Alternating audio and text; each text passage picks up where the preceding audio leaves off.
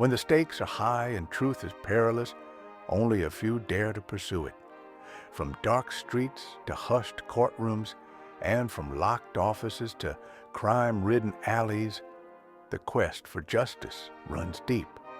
Old-time radio heroes wear many hats. As private detectives, police officers, legal experts, they are tireless advocates for truth and justice and driven by a single goal, uncovering what others fear to find, where every question counts and every answer comes at a cost. So sit back and enjoy this rare gem from the golden age of radio.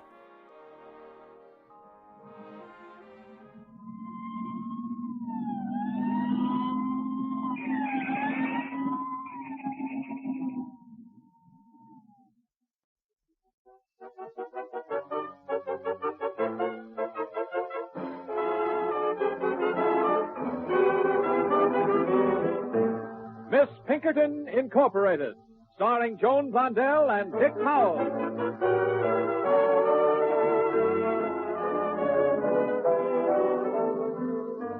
We present the first in a new series of half-hour comedy detective dramas, complete in each episode, yet featuring the same principal characters in situations of adventure, thrills, and romance.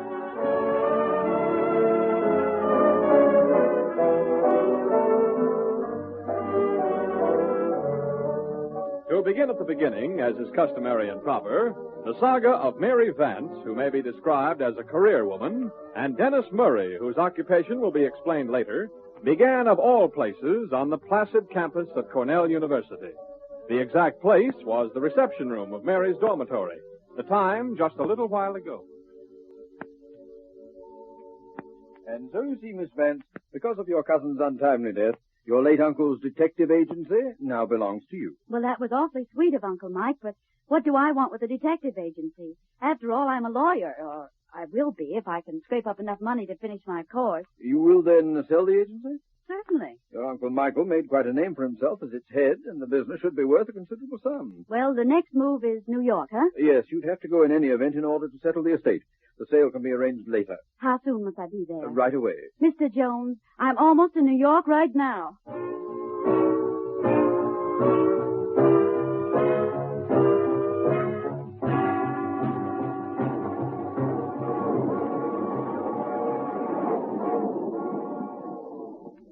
I beg your pardon. Is the seat taken? I don't see anyone in it.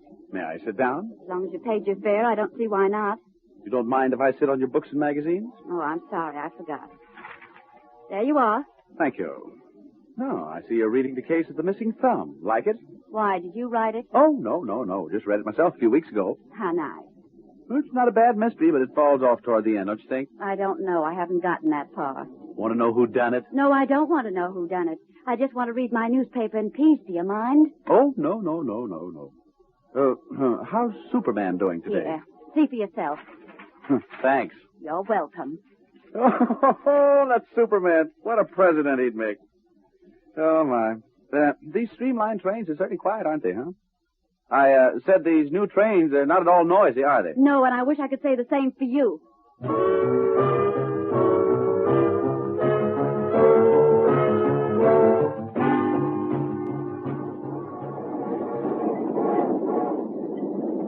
Waiter, is this the only seat left in the diner? Yes, I'm sure the gentleman won't mind you sitting at his table. Oh, what could be more pleasant than gazing at a fair lady over one's mashed potatoes? Of course I don't mind. Thank you. You're very welcome. Have a menu? Thanks again. May I suggest the macaroni au gratin? It'll take the wrinkles out of your tummy and put them under your chin. Waiter, I'll dine when the car is less crowded. But, ma'am... Besides, I'm allergic to drafts, and there's certainly a big one blowing through the car right now.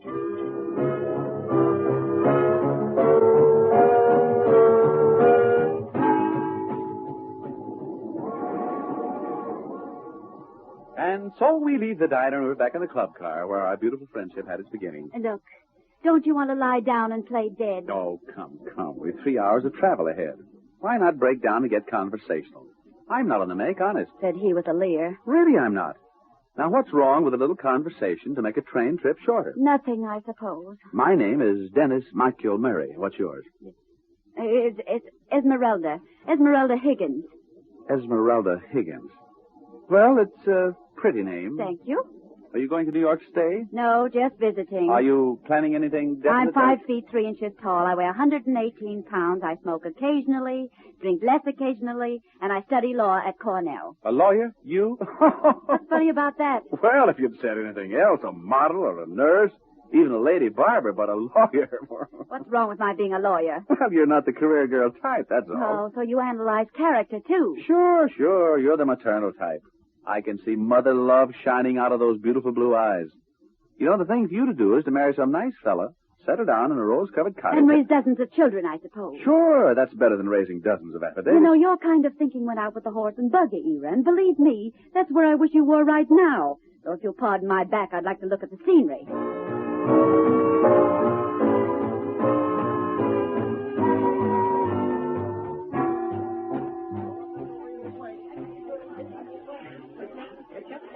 Well, Miss Higgins, we've come to the end of our journey. But that shouldn't end our friendship, now should it? I don't see why not, Mr. Mulligan. Murray. Oh, no kidding, Esmeralda. Let's be friends. I'm taking a cab. Can I drop you somewhere? No, thank you. Well, maybe I can drop your baggage off where you're going to stay. How's that? You'll do that for me, really? Well, that's awfully sweet of you. I'd be glad to. Just tell me where to go. I would, but I don't use profanity. Goodbye, Mr. Mulligan. Dear Mom, it's been a bad day.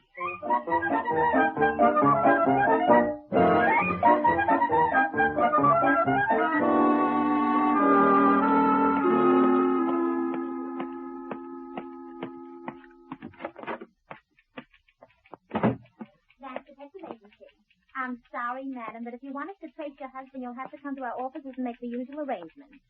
I know, madam, but yeah, until 5 o'clock. Yes, Vance Detective Agency. I'll see if he's in. Pardon me, but I'm here to see Mr. Parker. Second door to your left, please. Thank you. Come in. Now, please don't worry, Mr. Bentley. Our service has always been satisfactory, hasn't it? Yes, I know it's important. It's just as important to us. I'll have my best operatives there. Goodbye, Mr. Bentley. All right, young lady, what's your experience? Well, not very much, I'm afraid. What? There's a fine howdy-do. Well, I'm sorry, Miss... Vance. I'm Mary sorry. Vance. I'm sorry, Miss Vance, but I'm afraid you won't... Mary Vance? Not Mary Vance? Mm-hmm, positively. Well, how do you do? I'm Parker, the agency manager. I hope you'll forgive me. Of course. I gather you were expecting someone. I was. We're a little short-handed right now. The agency has more business than it can handle. Well, this is good news. Ordinarily, it would be.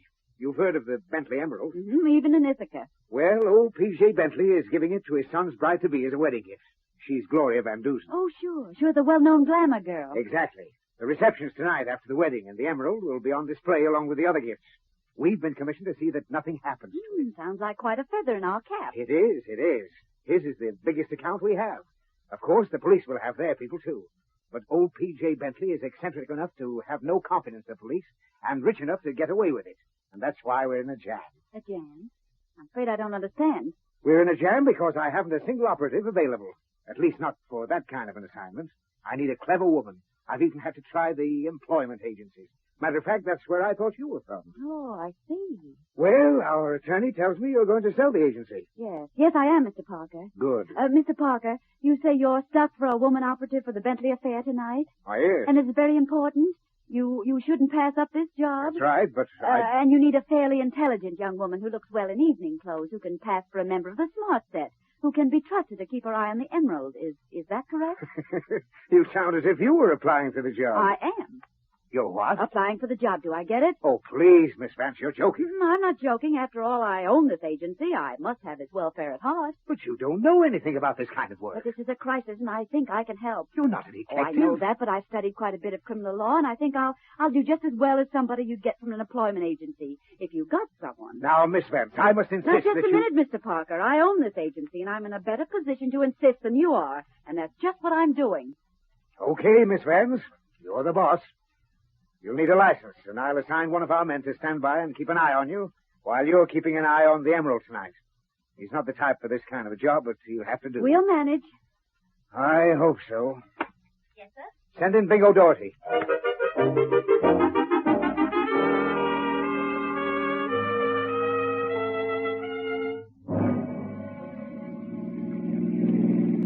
Gee, Miss Vance, them newspaper guys certainly give you a big play this afternoon, didn't they?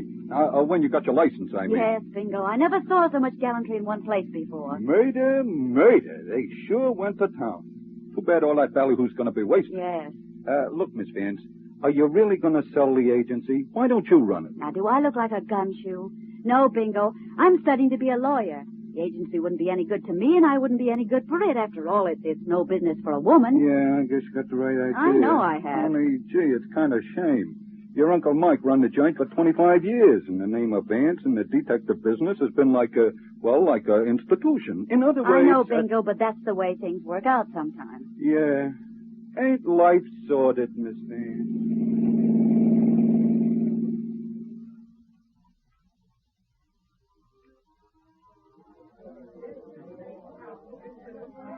Well, Bingo, this is probably the most expensive wedding reception of the decade. Yeah. There's enough champagne here in this joint to float a battleship. To say the least. Hey, Bingo, you know what I think? I think we ought to separate, mingle with the guests, perhaps. We don't want to look too obvious. Oh, now, wait a minute, Miss Vance. You ain't going to leave me alone with all these stuffed shirts, are you? Don't forget you're doing a pretty good job of stuffing your own shirt. Yeah, and this starch collar is killing me. Hey, suppose you wait here and keep an eye on the bride's presents while I sort of drift around and mingle with the upper crust. Okay, Miss Vance. Oh, say, look at Murray of the Headquarters Society detail in the soup and fish. Ain't he got the savoir-faire? Who? Over there by the pillar, the good-looking guy. What? I know that man. I met him on the train. Is he a policeman? Detective sergeant, and a good one, too. Well. Pardon me, Bingo, and don't forget your own savoir-faire. Huh? Oh, sure. Gee, if the guys at Bonnie's bar could get a gander at me now, they'd swear I was getting, class conscious. Murder.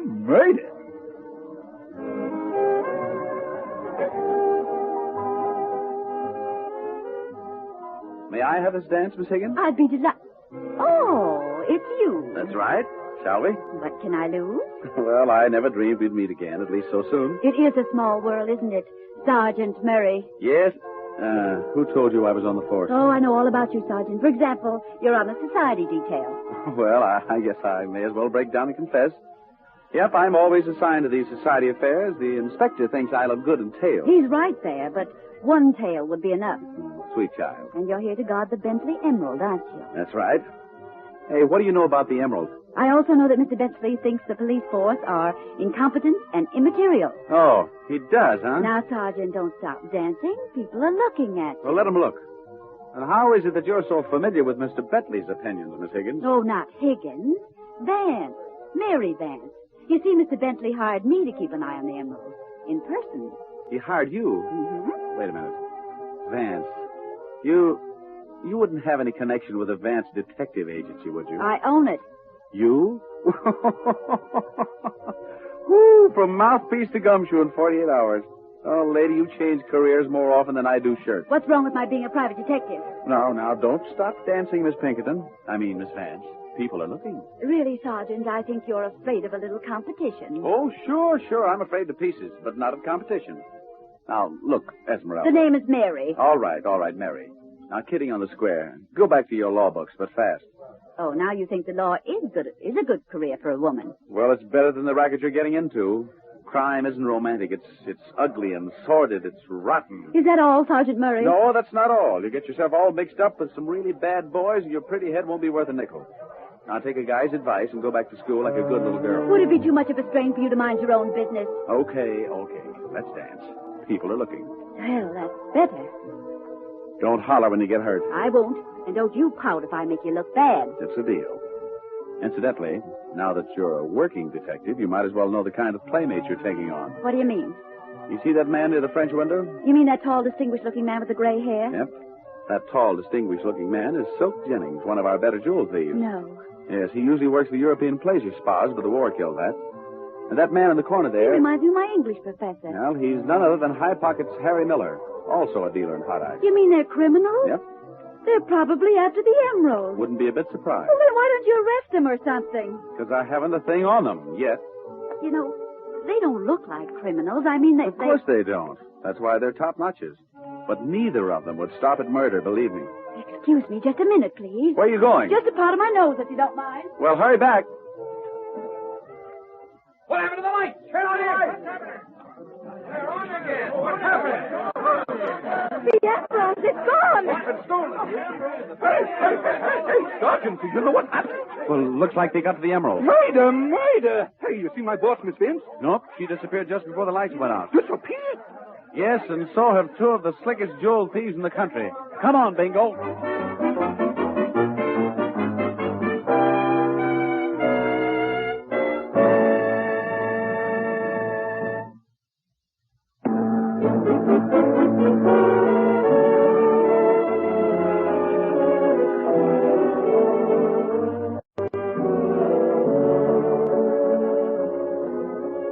Only a minute has passed since the theft of the famous Bentley Emerald, and the vast ballroom is the scene of excitement and confusion. No one, however, knows of the disappearance of Mary Vance and the two uninvited but nonetheless to be reckoned with gentlemen from the underworld. That is, no one but Detective Sergeant Dennis Murray and the redoubtable Bingo Doris. Well, Bingo, did you talk to the gateman? Yeah, I conversed with him. Did he see anything? Plenty. 2 cars pulling out of the driveway and going like bats out of Hades. Oh, that crazy girl. She's chasing two of the most dangerous jewel thieves in the country. But that ain't it, Sarge. What ain't it? What you said. She ain't chasing them. They're chasing her. Are you kidding? Well, the gate man says the first car what pulled out had a dame at the wheel, and the car that was following her had 2 guys in it. But that can't be unless what, Sarge? Bingo, you don't think Mary would swipe that piece of green glass, do you? Hey, if I thought you meant that, I'd load a boom on you. Okay, let's go. Where? Well, after that nitwit boss of yours. Get my car, Bingo.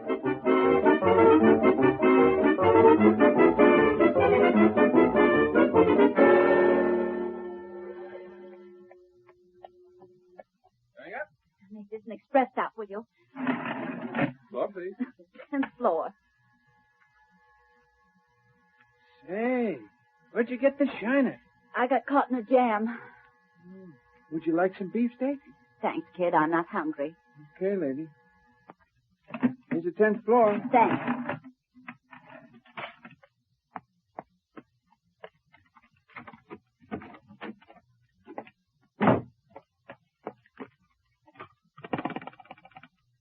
Clerk, this is Miss Vance in 1005. I'm not home to anyone, understand? Anyone at all.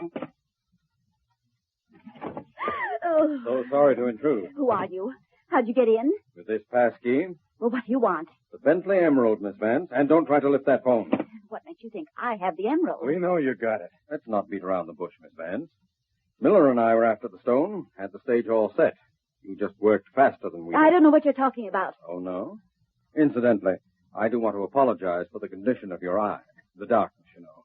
I didn't expect to find someone else reaching for the stone at the same time I did. Gentlemen, I think you're making a mistake. She's too smart, Silk. Let's get tough and If you square. take another step toward me, I'll scream. Now, just a moment. I'm sure there's no need for violence. Miss Vance, let me explain the situation. Do. To begin with, Miller and I went after the emerald on our own hook. You should know that a stone so large and so famous would be extremely difficult to dispose of.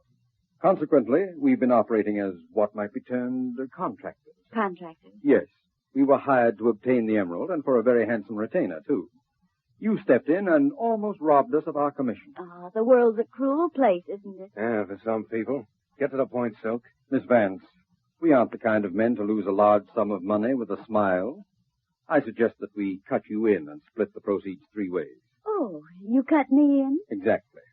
To dispose of the emerald, you would eventually have to do business with our employer, who happens to be the most important fence on the East Coast. He's a good man to have for a friend. A bad one for an enemy. And I'm only to get a third. Is that all? Well, on this deal, yes. But I think you're a clever girl. We ought to be able to work together. And do well, too. And if I refuse? Then Mr. Miller here will be forced to apply his own method of persuasion. Oh. Well, I think you boys have something there. It's a deal. But I want to turn the stone over to your boss personally. Excellent. You are a clever girl. Good evening, folks. Papa's got a nasty old gun that might explode and go boom. Right in your puss. Funny man, isn't he? Yeah. Now you two step over to the corner and face the wall. That's right. And you, young lady, come over toward me. Say, where did you pick up that black eye? It's a You Lulu. think you're clever, don't you? Yeah. Now you stand right here by me while I give these gentlemen the once-over. Toting any artillery silk? I never do. Sure. But this time you were a little out of your territory. Yes, and you're a long way from yours. Drop your gun, Sergeant, because I got one right in your back. What? Are you in with these... Oh. Good work, Miller. Did you have to hit him with that thing? Come on. You better not lose any more time. Yeah, let's get going.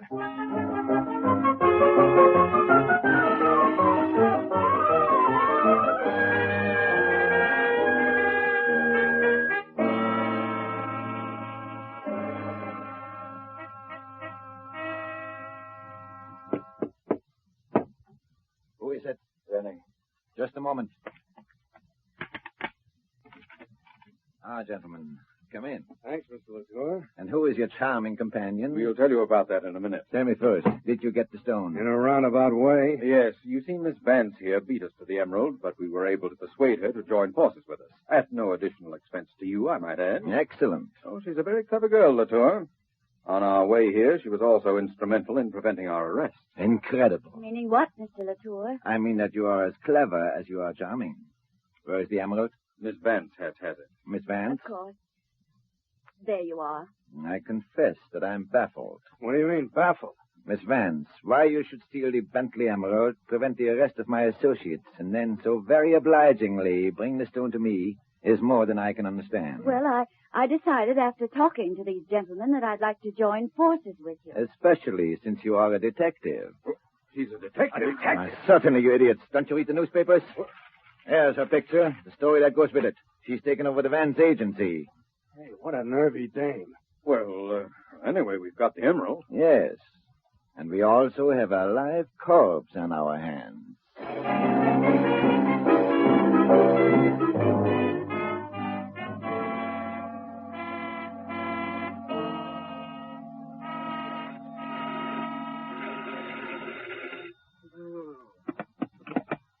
Yes.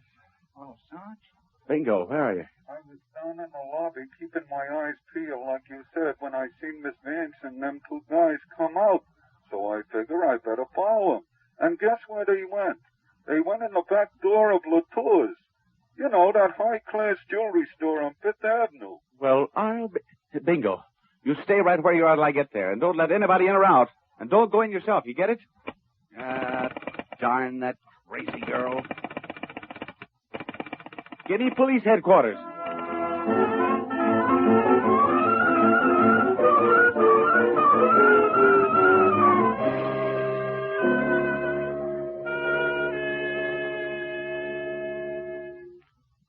Then I take it we're all agreed? That's right, Mr. Latour. All right.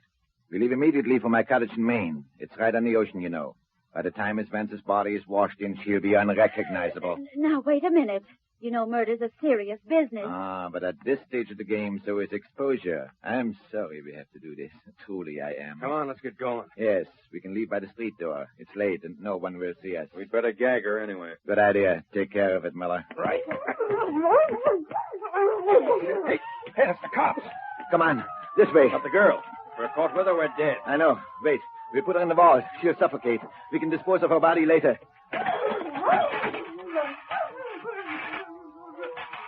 Now, hurry. Hurry. Out the back way. Let him have it. All right, boys. The game's up. Come on, up with your hands. Nice work, Bingo. Are you hurt? Nah, where's Miss Vance? Yeah, where is she, Latour? I don't know what you're talking about. All right, boys. We'll make them talk. Wait a minute. I'm not taking a murder rap. She's in the vault. Get her out, Latour. It's not locked. Just throw back the bolt. Well. Look at little Miss Pinkerton. Come on, out you go. Think you're smart, don't you? That's what I get for saving your life. Get back in the safe. Oh, all right. Noonan, you can take these gentlemen down to the station now. All right, Sarge. Come on, get along. Come on. Now, when and where did you get that shiner, Miss Gumshoe? When I took the emerald, And why, if I may be so bold, did you snitch Exhibit A? because it was the only thing I could do. I saw this high pockets individual getting ready to turn off the lights. I had to act quick. I grabbed the emerald first. And? Well, I got the black eye in the tussle with Jennings, and then I got scared and I ran. I don't know why.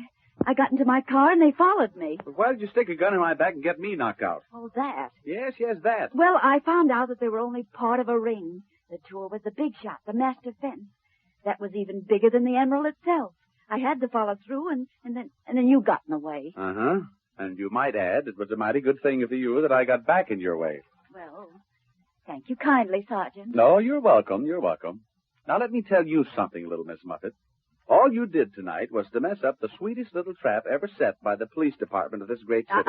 Don't be a poor sport, Sergeant Murray. Believe me, I'm not. We've been trying to find the identity of the man above Jennings and Miller for a long time, so tonight we set a trap. Trap? Yes, but the wrong mouse nibbled the cheese.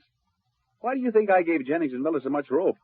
It's because I wanted them to steal the emerald. You wanted them to steal the emerald? Sure, it was a fake. A fake? You mean I took a chance on my life for an imitation emerald? That's right. You don't think we'd bait a trap with a real article? We arranged the whole thing with Mr. Bentley and the insurance company. Well, of all the things. Here comes the press. Hi, boys. Hi, Sarge. Hey, isn't that Mary Vance? Hiya, Mary. Greetings, gentlemen. Hey, by the looks of that shiner, Miss Vance has been a busy little girl. Come on, Mary, spill it. What happened? Now, just a minute, boys. Sabotage, will you, Sarge? Come on over here, Miss Vance, and tell us all about it. Well, how do you like that? It looks like Miss Vance is getting all the play, huh, Sarge? Yeah, so it does. Well, that's life, Sarge. In other words... In other words, a guy named Murray is a first-class... Sarge. Temper, temper.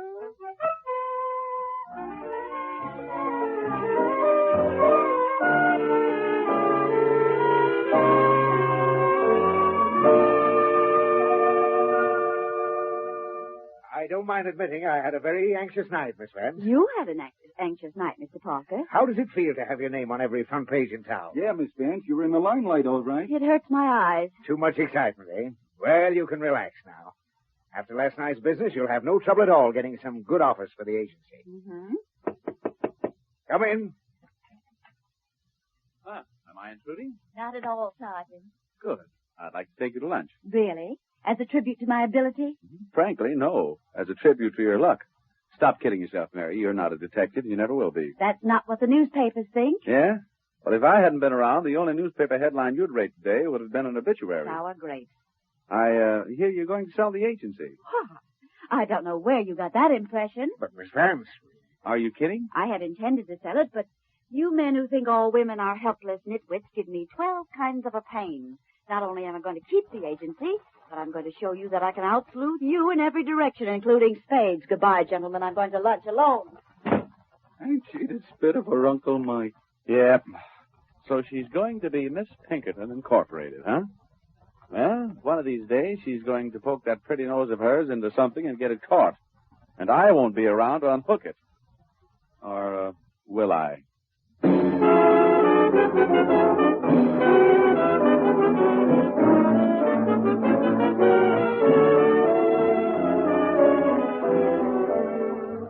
Supporting Miss Blondell and Mr. Powell were Hanley Stafford, Gail Gordon, Ed Max, Elliot Lewis, Frederick Gurman, and Sarah Berner. Story by Carl Foreman and Charles R. Marion. Music composed and directed by Lenny Kahn. Miss Pinkerton Incorporated was conceived and produced by J. Donald Wilson. This is Art Gilmore speaking.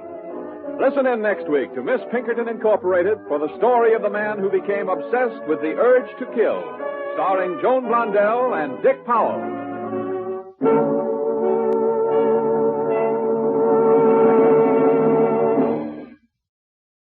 Well, folks, that's all for tonight's broadcast here on Randy's Old Time Radio Shows. Now, bringing these golden oldies back to life takes no small amount of time and effort from our good friend Randy, cleaning up the audio, converting the files, and making sure each show has the best audio possible. If you've enjoyed the program and you'd like to help keep these classics on the airwaves night after night, why not consider a small donation? Every penny goes straight to supporting Randy's work and helping this channel stay on the air. You'll find the links down in the description below. And for those of you kind souls who've already given, Randy tips his fedora to you. Your support truly keeps this old radio spirit alive. Thanks ever so much. And until next time, keep those dials tuned and keep the memories rolling.